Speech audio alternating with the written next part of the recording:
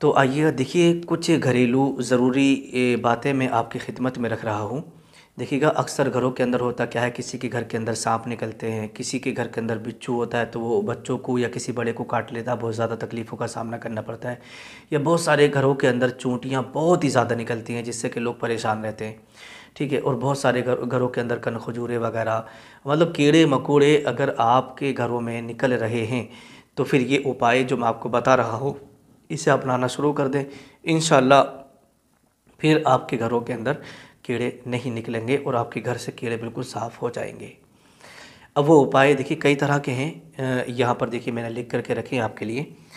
देखिएगा सबसे पहले बात तो मैं आपसे ये कहूँगा कि एक दुआ है, एक दुआ है, इसे आप खुद भी याद करें और अपने बच्चों को भी याद करा दें। इसके ताल्लुक़ से लिखा है कि जो बंदा जो शख्स सुबह को इस दुआ को पढ़ लेगा तो शाम तक उसे कोई जानवर तकलीफ़ नहीं पहुंचा सकता, चाहे वो जहरीला जानवर हो या वैसे कोई जानवर हो। पूरे दिन उसकी हिफाजत रहेगी, फ़रिश्ते उसकी हिफाजत फरमाते हैं। और अगर कोई बंदा शाम को इस दुआ को पढ़ लेगा तो सुबह तक अल्लाह के फ़रिश्ते उसकी हिफाजत फरमाते हैं। कोई कीड़ा मकोड़ा, कोई जहरीला जानवर उसे कभी नहीं तकलीफ़ पहुंचा सकता। अब वो दुआ क्या है, उसके बाद में मैं आपको इसके उपाय भी बताऊंगा। जो लोग दुआ जिनकी याद नहीं है तो ये उपाय भी अपना सकते हैं।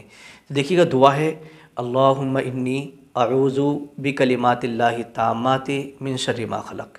इस दुआ को आपको रोज़ाना पढ़ लेना है। सुबह को पढ़ेंगे तो शाम तक आपकी हिफाजत रहेगी और शाम को आप पढ़ लेंगे तो सुबह तक आपकी हिफाजत रहेगी।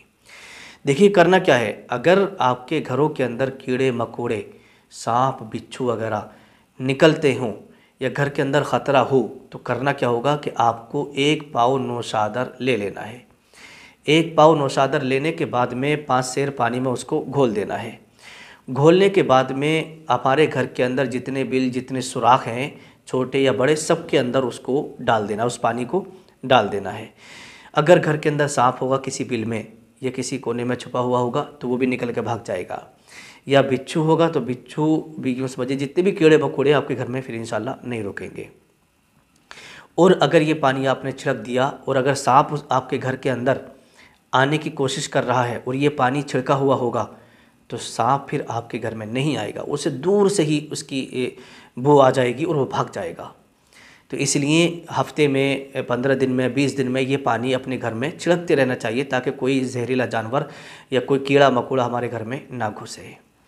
इसी तरीके से दूसरी तरकीब ये है कि घर के बिलों और सुराखों में समझे अगर राई डाल दी जाए, राई जिसे लाई भी बोलते हैं, तो सांप फ़ौरन मर जाएगा। पीली वाली जो राई आती है ना उसे आप बिल में डाल दें, सुराख में डाल दें तो इसके डालने से जो है सांप फ़ौरन मर जाएगा। और अपने आसपास राई डालकर सोएं तो कभी सांप आपके करीब नहीं आएगा। तो ये भी एक तरकीब है कि जो है 15-20 दिन में महीने में राई जो आती है उसे अपने मकान के चारों तरफ छिड़क दिया करें।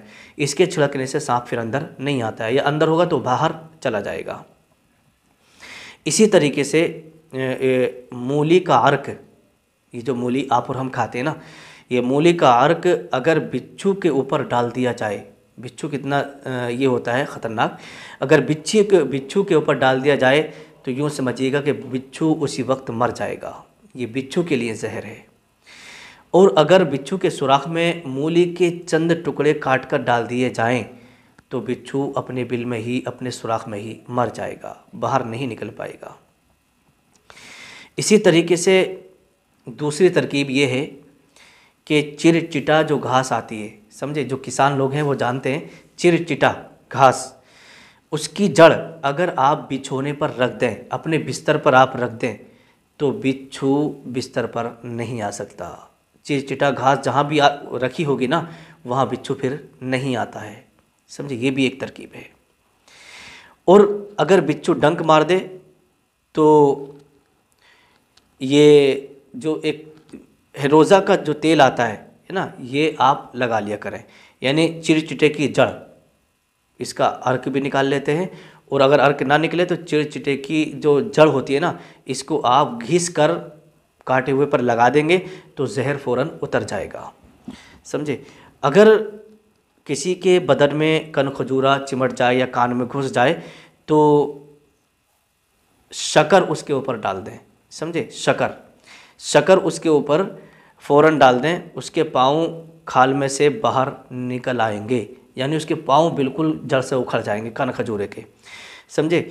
और यूँ समझिएगा अगर प्याज का अर्क कान खजूरे के ऊपर डाल दिया जाए तो वो जगह छोड़ करके भाग जाता है, यानी बाहर निकल जाता है, और बाहर निकलने के बाद फ़ौरन वो मर जाता है।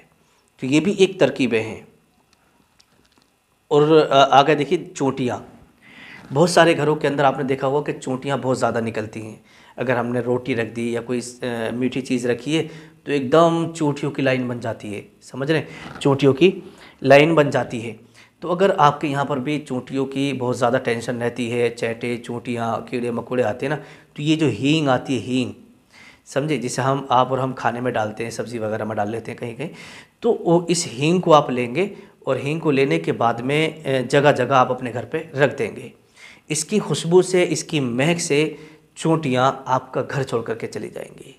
कभी आपके जहाँ पर, और ये तरकीब ज़रूर अपनाइएगा, जहाँ पर आपके खाने होने का या कोई मीठी चीज़ें रखने का मसला हो तो उस जगह पर हींग ज़रूर आप रखा करें।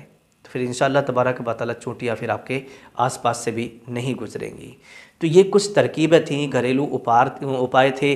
और इससे पहले मैंने आपको जो दुआ बताई थी वो दुआ भी आप अपनी जान की हिफाजत के लिए पढ़ते रहा करें रोज़ाना, अपने बच्चों को भी सिखा दें, इसका बहुत बड़ा फ़ायदा मिलता है।